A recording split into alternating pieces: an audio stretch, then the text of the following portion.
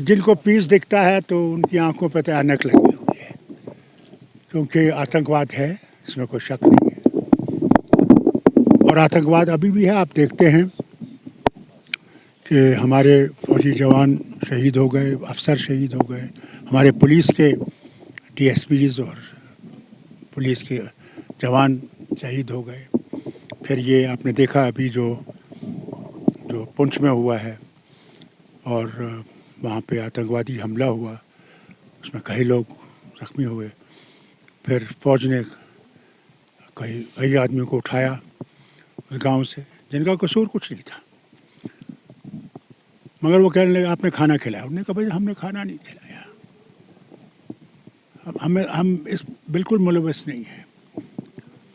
मगर हुआ और ज़बरदस्त मारपीट भी गई उनकी, जिसमें कि 3 इस दुनिया से चले गए, 2 या 3 बहुत ज़ख्मी हैं, वो अस्पतालों में उधमपुर में हैं, राजौरी में हैं। अल्लाह जाने उनका क्या हाल होगा। जो सुरनकोट में हैं, अल्लाह का शुक्र है उनकी हालत उनसे बेहतर है। मगर अफसोस की बात यह है कि उनकी तरफ किसी ने तवज्जो नहीं दी है। वो बेचारे मज़दूर हैं। अब क्या मज़दूरी करेंगे जब उनकी टांगों वांगों पे, बाजुओं पे चोटें लगी हैं, कैसे करेंगे। इससे मैं आपकी मीडिया की से गुजारिश करूँगा कि ये मेरी बात सरकार तक पहुँचाएं कि इन लोगों को करीबन 5 लाख एक आदमी को देना चाहिए और साथ साथ राशन देना चाहिए इनको 6 महीने के लिए, जब तक ये बिल्कुल तंदुरुस्त हो जाएंगे। नहीं तो हम लोगों को खो देंगे। और अगर लोग इसके साथ नहीं होंगे कि हम आतंकवाद को मुकाबला कर सके इकट्ठे, तो ये कभी जीत नहीं सकते। जब तक लोग हैं तभी जीत सकते हैं, लोग नहीं होंगे तो नहीं जीत सकते। इसलिए बहुत ज़रूरी है कि ये ऐसी चीज़ें नहीं होनी चाहिए। सुनिए ऐसी चीज़ें नहीं होनी चाहिए।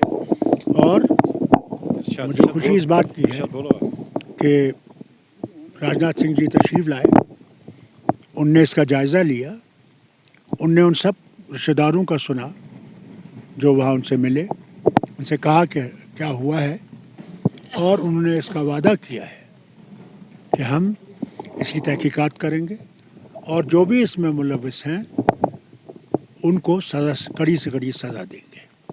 हम उम्मीद करते हैं कि इसकी छानबीन जल्दी होगी और जल्दी ये लोगों के सामने आएगा कि इन्हें सज़ा क्या दी है, क्योंकि नहीं तो लोगों का एतबार जो है वो उठ जाएगा।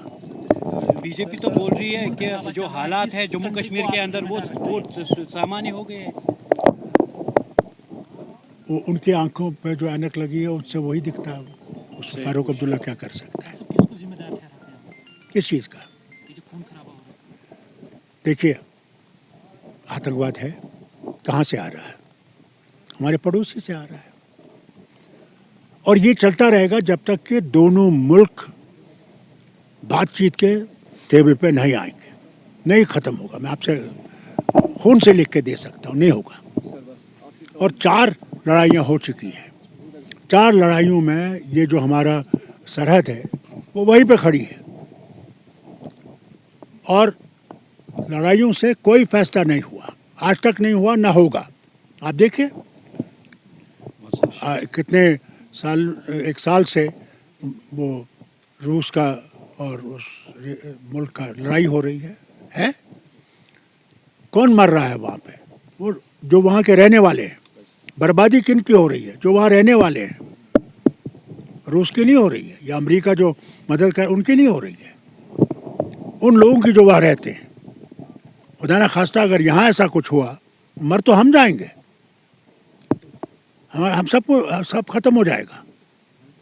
इसलिए दुआ करें अल्लाह से कि ऐसी बात ना हो और बातचीत से ये मसला हल हो और दोनों मुल्क मोहब्बत में रहें, तरक्की करेंगे, और वही हम चाहते हैं। सर, एक सवाल मेरा है सर, जैसे कि आपकी आंखों से ठीक लग रहा है कि आपने उनकी हालत देखी है, फारूक साहब आप नज़र आ रहे हैं, तो सर बार बार आप बातचीत की बात करते हैं, पाकिस्तान से बात करने की बात कर रहे हैं, लेकिन सर अगर देखिए मरकज़ के कानून तक जून तक नहीं रेंगती है, क्या वजह है सर?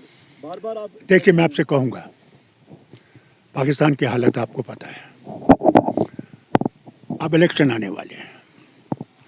हम उम्मीद करते हैं कि वज़ीर आज़म वहाँ पे अच्छा आएगा और वो इस बातचीत को आगे चलाने की कोशिश करेगा।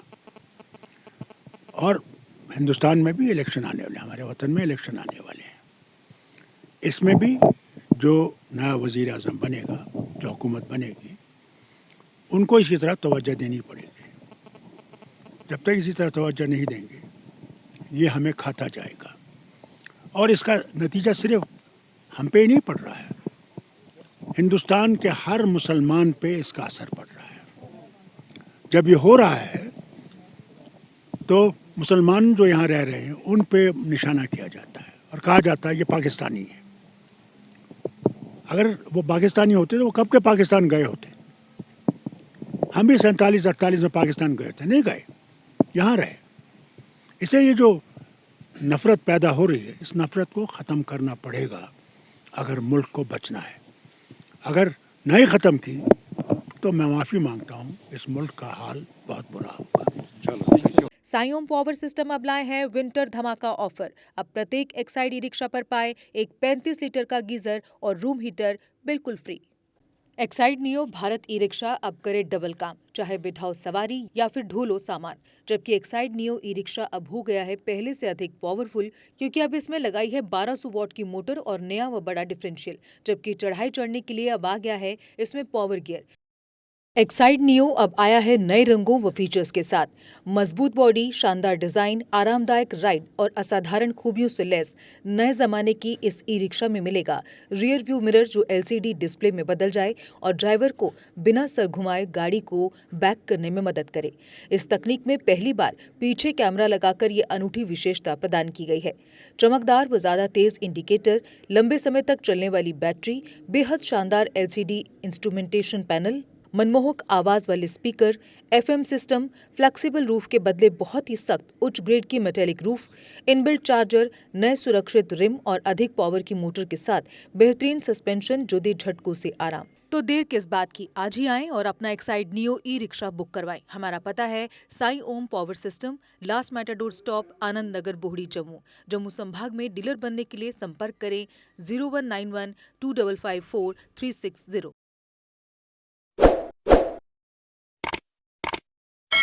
जम्मू कश्मीर की खबरों के लिए जुड़े रहिए GK अपडेट के साथ।